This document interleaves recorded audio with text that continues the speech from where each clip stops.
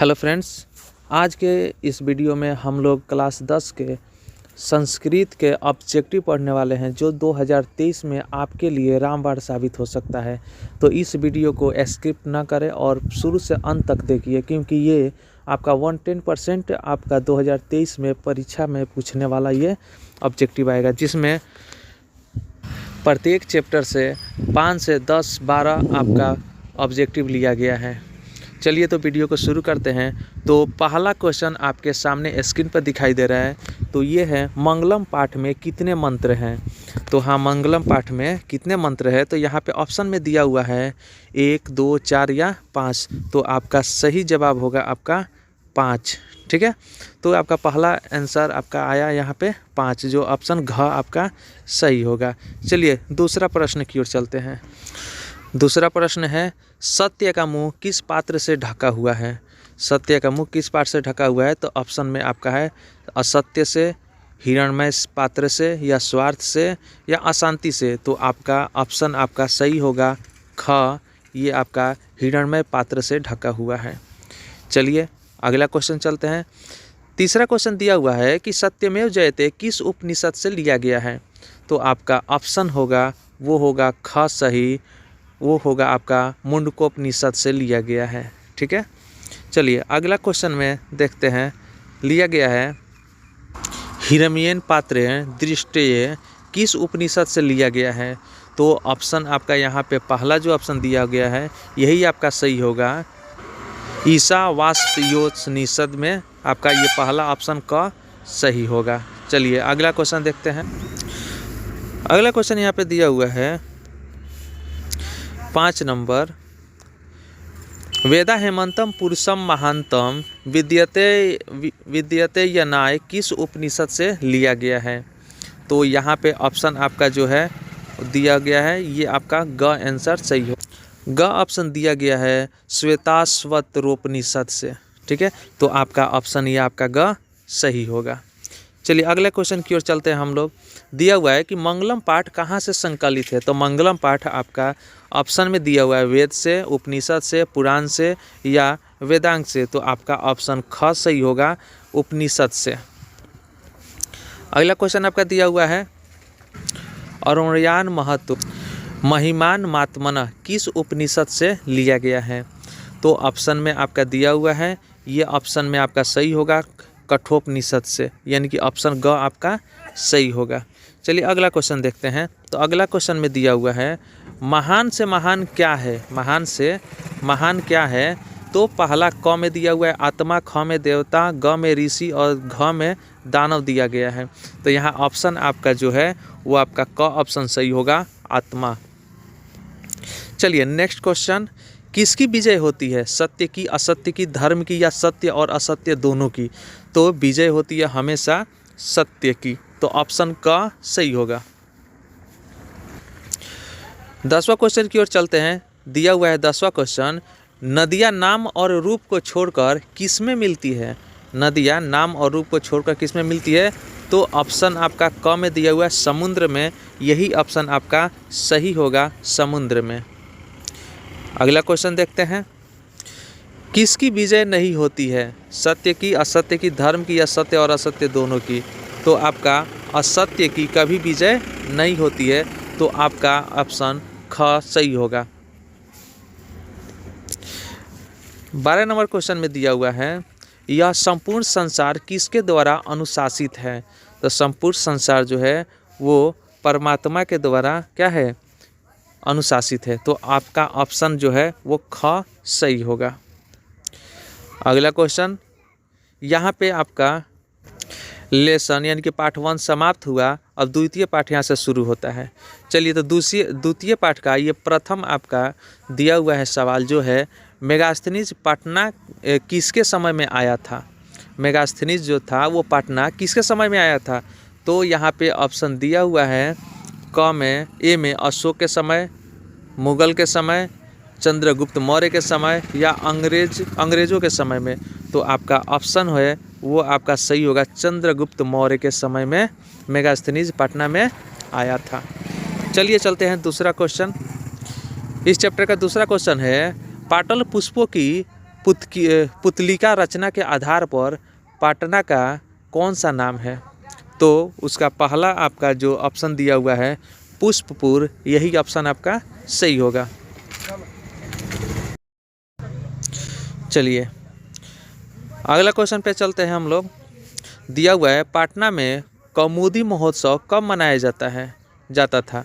तो ऑप्शन में आपका दिया हुआ है यहाँ पे गुप्त काल में, मुगल वंश काल में या मध्यकाल में। तो गुप्त वंश काल आपका जो है पहला ऑप्शन ये सही होगा। गुप्त वंश काल में आपका कौमुदी महोत्सव मनाया जाता था।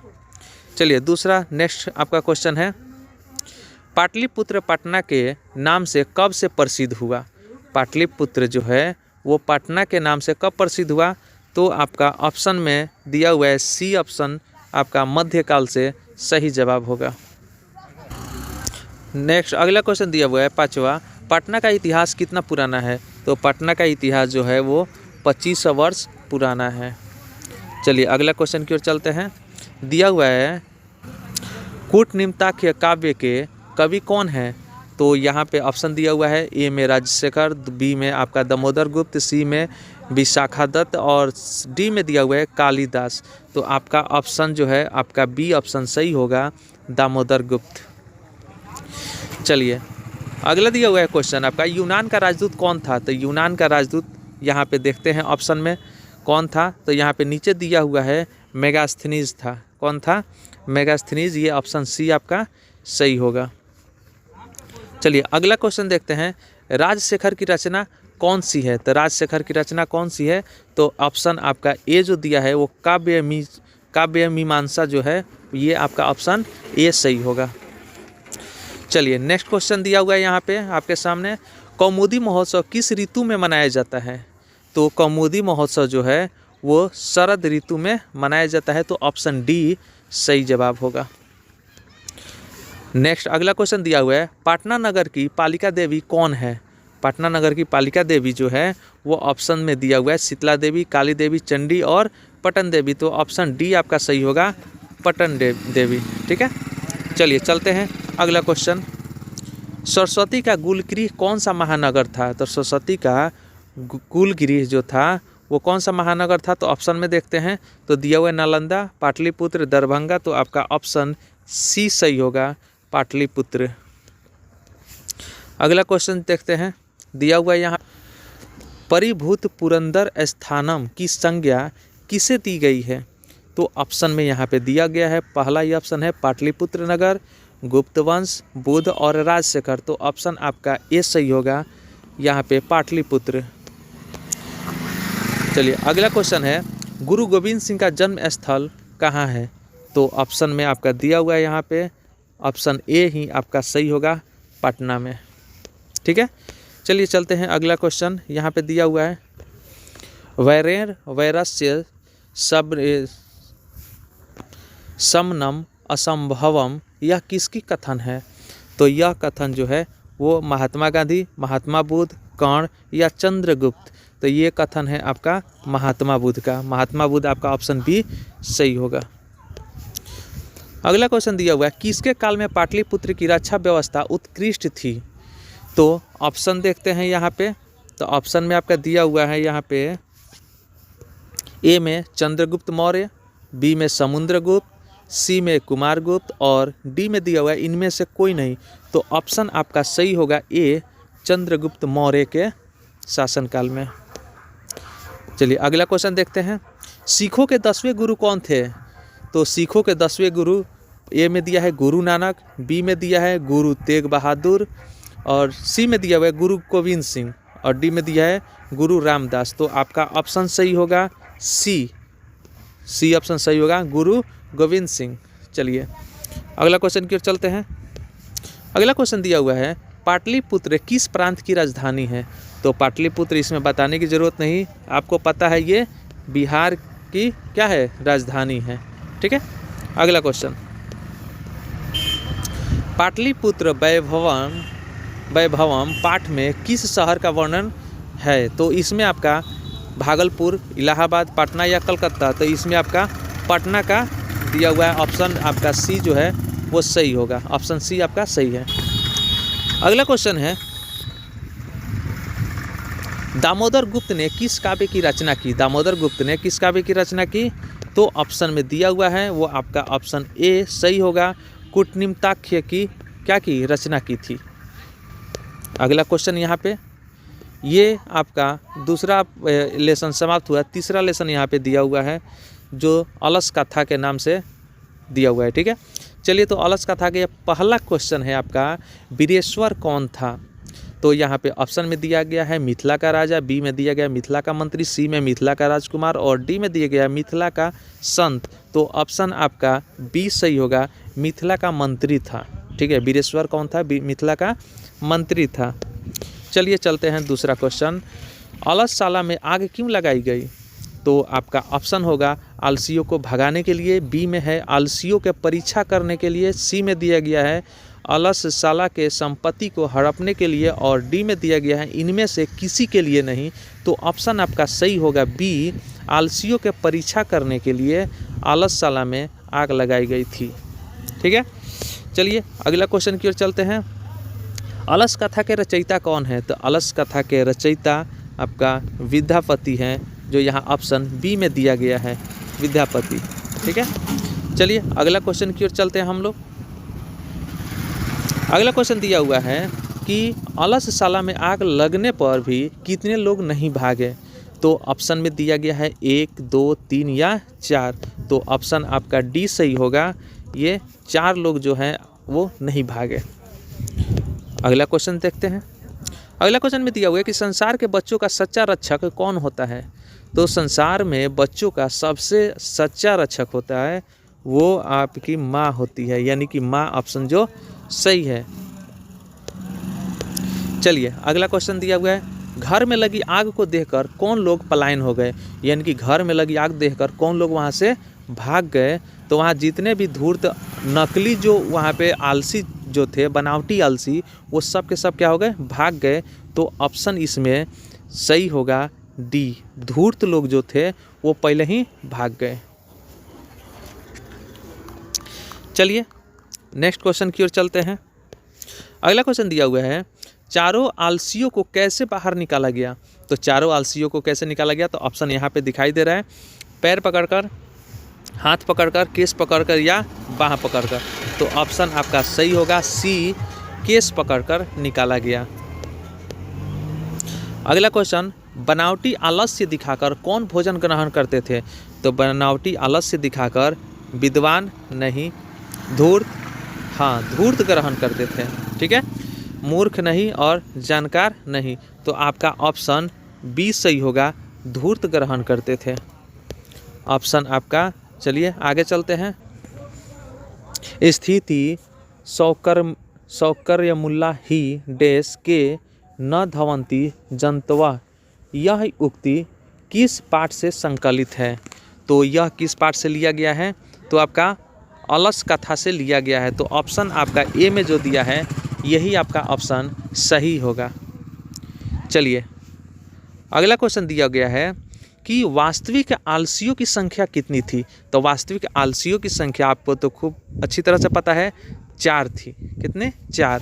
तो आपका ऑप्शन डी सही जवाब होगा। आगे चलते हैं।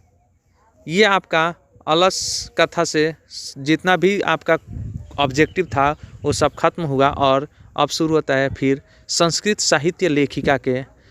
ठीक है, चलिए तो इसमें का पहला क्वेश्चन यहाँ पे आपके सामने स्क्रीन पर दिया हुआ है, लिखा हुआ है, याज्ञवल्क्य ने किस शिक्षा यानी कि किसको शिक्षा दी? ये क्वेश्चन थोड़ा सा आपका गलत है यहाँ पे। तो यानी कि क्वेश्चन हो जाएगा, याज्ञवल्क्य ने शिक्षा किसको दी? ये की आपका नहीं रहेगा, शिक्षा किसको दी थी? तो आपका आंसर हो जाएगा, आपका सही जवाब होगा मैत्रेयी को। किसको? मैत्रेयी को दी थी। चलिए अगला क्वेश्चन देखते हैं। सर्व शुक्ला सरस्वती किसने कहा था? किसने कहा है? तो आपका आंसर होगा आपका डी सही जवाब होगा, दंडी ने। ठीक है, चलिए अगला क्वेश्चन यहाँ पे दिया है, शंकर रचित के रचनाकार कौन है? तो इसका रचनाकार आपका पंडिता छामा राव है। ठीक है, वीडियो ज़्यादा लंबा ना हो इसलिए हम लोग अब तेज़ी में चलते हैं करते हैं।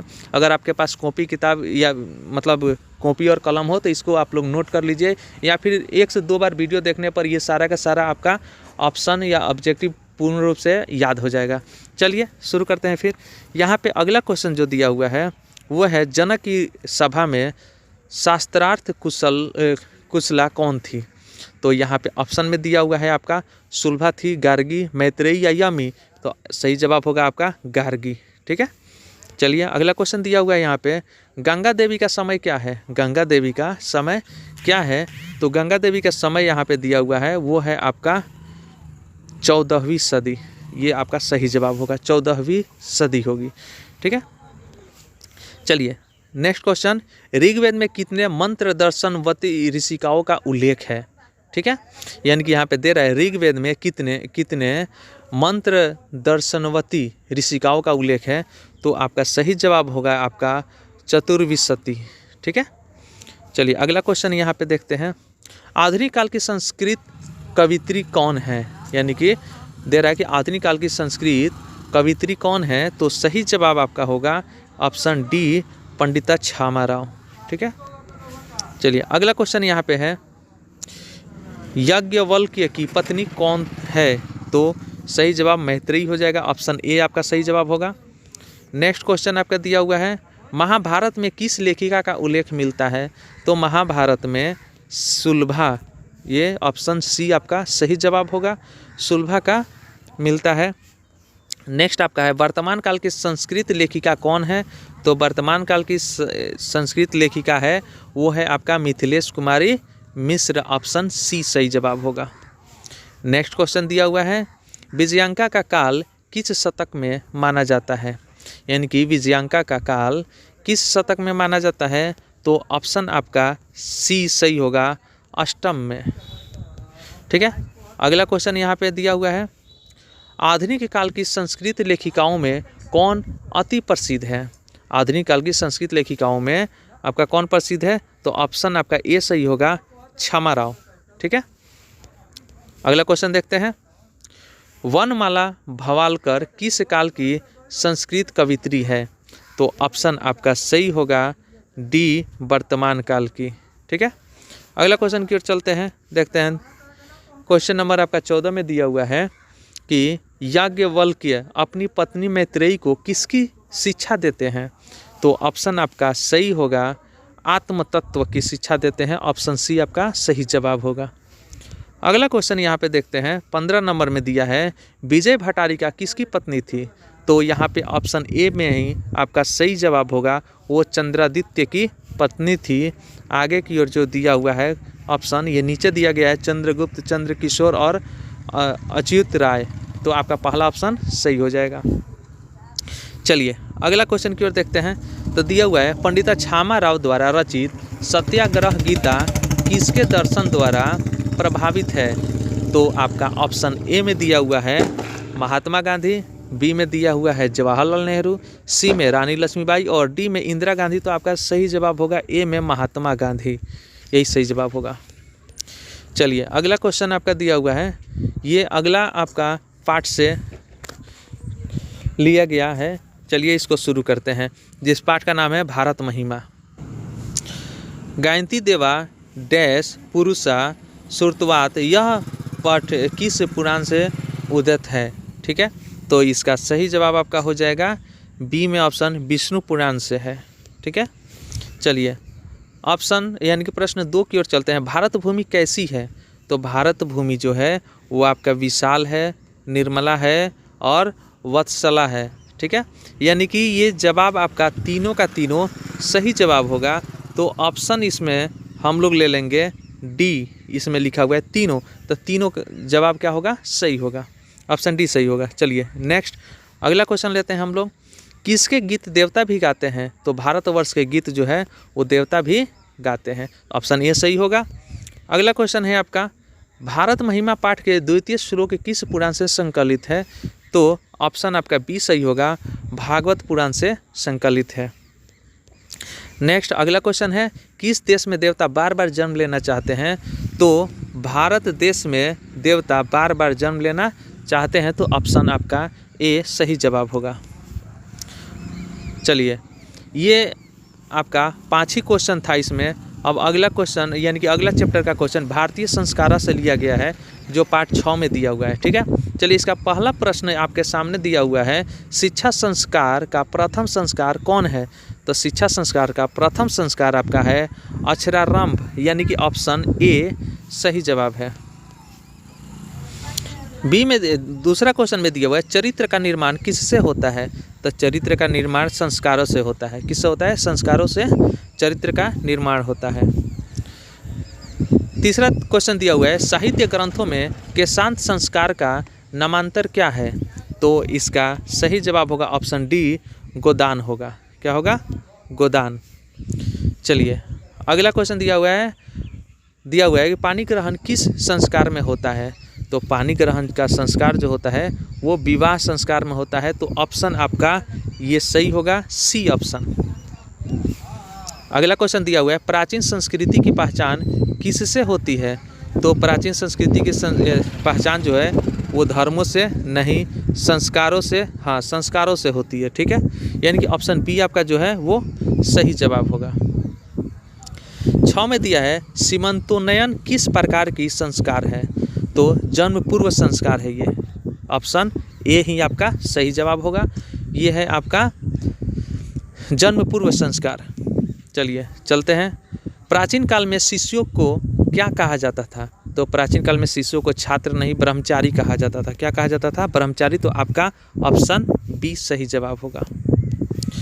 अगला क्वेश्चन में दिया है, जन्म पूर्व कितने संस्कार है? तो जन्म पूर्व आपका ऑप्शन में दिया हुआ है षट, पंच, एकह और त्रय।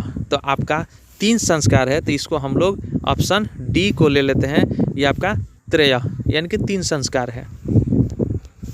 अगला क्वेश्चन है आपका, सप्तपदी क्रिया किस संस्कार में होती है? तो आपका यहाँ पे ऑप्शन दिया हुआ है जात कर्म, निष्क्रमण, विवाह या समावर्तन। तो आपका सही जवाब होगा विवाह। ये ऑप्शन आपका सही होगा। चलिए अगला क्वेश्चन लेते हैं हम लोग, विवाह संस्कार के अंदर क्या नहीं आता है? विवाह संस्कार के अंदर वागदान नहीं आता है, वागदान आता है, कन्यादान आता है, सिंदूरदान आता है, लेकिन गोदान नहीं आता है। तो आपका सही जवाब होगा गोदान नहीं आता है। ठीक है, ऑप्शन ए आपका सही होगा।